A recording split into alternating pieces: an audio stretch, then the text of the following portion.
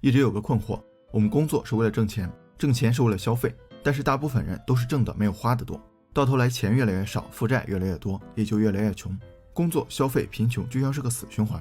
前段流行一个新词汇新穷人，就是表面光鲜亮丽，高学历、高收入，当然也高消费，工作年限越来越长，卡上存款一点没涨，甚至是债台高筑，拆东墙补西墙。被说中的小伙伴可以弹幕1。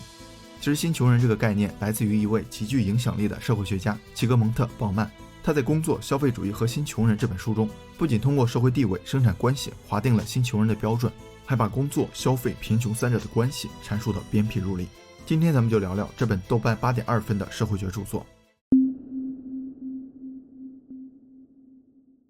我们先把时间线拉回到蒸汽机出现后的工业社会早期，那时候工业生产占据了主导地位，需要大量的劳动力，但是人们在农业社会一直是家庭作坊的形式，张三打铁，李四织布，摊子虽小那也是事业啊，自己的每一份劳动收益都是可见的，所以有价值感和成就感。现在要把人从家里拉到原型监狱一样的大厂房里，干什么活什么时候干，拿多少钱都得听别人的，这搁谁都不愿意，对吧？为了解决这个问题，工作伦理就出现了。工作伦理本质上就是一条戒律，就是说工作即正义，不工作不仅是不道德的，还是一种罪恶。当然这个工作必须是被认同的，就是在工厂主一系列规则的约束下，拿劳动换报酬的工作。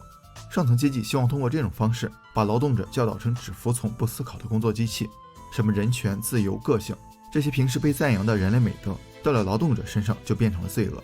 鲍曼觉得工作伦理发挥了一石二鸟的作用，一方面解决了迅速发展的工业化所需的劳动力问题，解决了早期资本主义最重要的将劳动力转化为商品的难题；另一方面把工作性质上升到伦理层面，很好的约束了人们，让他们服从新的工厂制度。但人是有惰性的，为自己干跟为别人干终归是不一样的，所以当时的生产力水平比较低，一些不愿意工作的人还把希望寄托于社会救济。工作伦理继而采用了胡萝卜加大棒的策略。胡萝卜是给人们灌输一种概念，就是你想要拿更多的钱过更好的生活没问题，只要你服从管理多干活就行了，也就是奉行绩效原则。在增量时代这招也确实行得通。大棒就比较极端了，他不管什么精神上的启蒙或者思想上的改造，也不指望原型监狱里的囚徒会爱上工作，而是索性不给他们选择，不工作就什么都不能做，也什么都得不到，另外薪水降得足够低，今天挣的钱只够买今天的馒头，明天不工作就得饿肚子。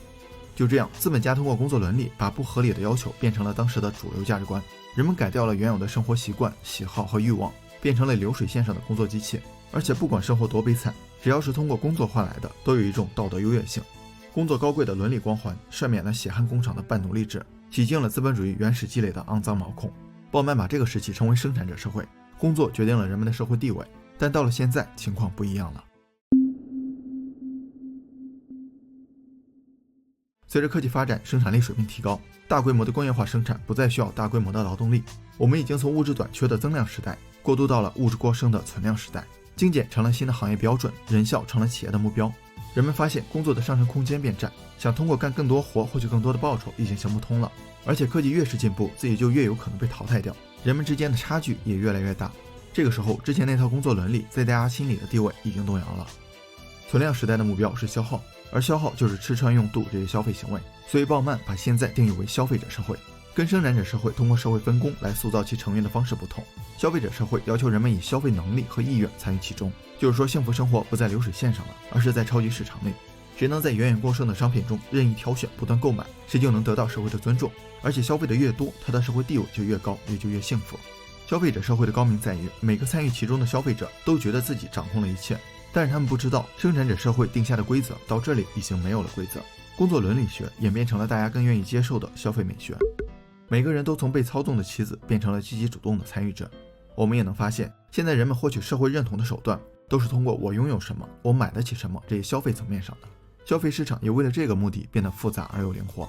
为了保持消费激情，分期信用卡这些即时满足的手段就出现了。为了刺激消费欲望，频繁更新换代、联名款、限量款这些产品也被制造出来。为了缩短购买周期，一些消费品还使用了计划报废策略，所以过去的东西是人没它还在，现在的东西3天就得坏。在这样的环境下，很少有人能独善其身。张三今天买个包，李四明天做个脸，还有层出不穷的潮流，比如网红景点、潮牌联名、手办盲盒、冲浪露营等等。小伙伴可能会说，没钱理性消费就好，但理性的度是会变的。你看到自己觉得很贵的商品烂大街之后，就会觉得自己是不是太省了，觉得是不是应该适当享受一下生活。再加上朋友圈、小红书各种晒图打卡，你会有一种脱离了社会圈子的感觉，觉得自己被社会道德鄙视和抛弃了，没办法获取社会认同，没办法体验正常生活了。你看，以前是谁工作谁骄傲，现在是谁有能力消费谁骄傲。反过来，以前没有工作被社会道德鄙视，生活悲惨的人被称为穷人，而现在是没有能力消费，或者在消费行为上选择性比较少的人被称为新穷人。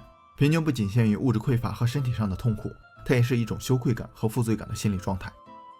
想要成为一个合格的消费者，你开始想要拼命工作换取更多的报酬，虽然你也不清楚这能不能带来更多报酬，但大家好像都是这个样子，慢慢的就卷起来了。所以新穷人承受着工作和消费的双重压力，不工作会被社会道德鄙视，工作了不消费还是被鄙视，结果就是挣钱花钱再挣钱，挣得多花的也多。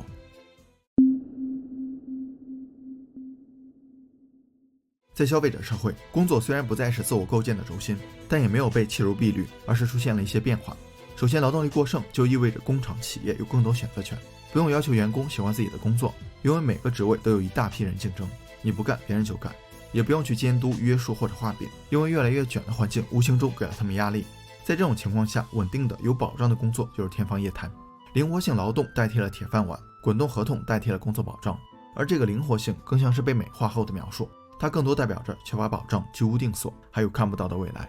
其次，工作也跟其他活动一样，需要受到美学的审视。从伦理学的角度，严格的说，任何工作都是有价值的，没有高低贵贱，所有工作都能增加人的尊严。但对工作的美学审视就不同了，它强调了区别，放大了差异。一些高大上的、富有美学内涵的工作才能产生成就感，才会被追捧，而为了生计获取报酬的工作就是没有价值的苦差事。什么才叫富有美学内涵的工作呢？鲍曼给了几个标准：一、必须是有趣的，就是工作本身就能带来快乐；二、富有创造性的，充满激情，并且不断带来崭新的体验；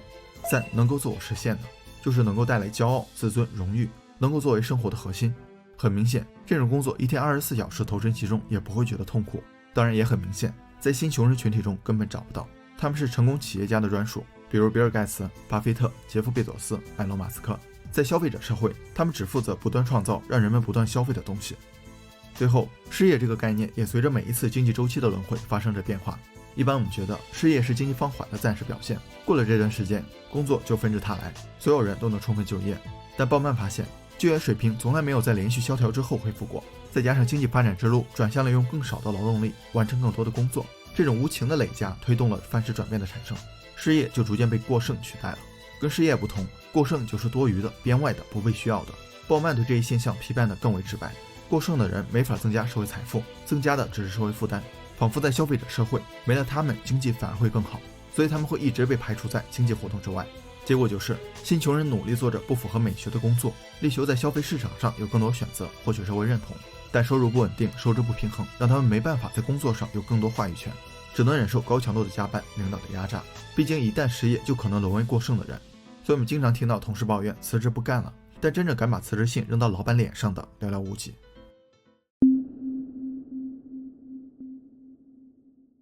书中的最后一章是新穷人的前景，但25页的内容更像是鲍曼出于人道主义的温情流露。显然从社会层面上很难找到唯一的确定的答案，不过我们可以从个人层面上做出一些改变。哲学家卡尔布莱尼说过，理解自己所受的限制就是自由的开端。接受消费者社会，接受人和消费品之间的紧张关系，并时刻保持警觉和质疑的态度，才有独立自主的可能性。我们也不必把生活过得浮躁，欲望是无限的，能力是有限的，二者的落差就是沮丧、焦虑、不愉快的根本原因。艾比克泰德说，困扰我们的不是事物本身，而是我们对其重要性的理解。我们可以把关注点从外界转向内心，穿过物质的海洋，寻找真正重要的东西。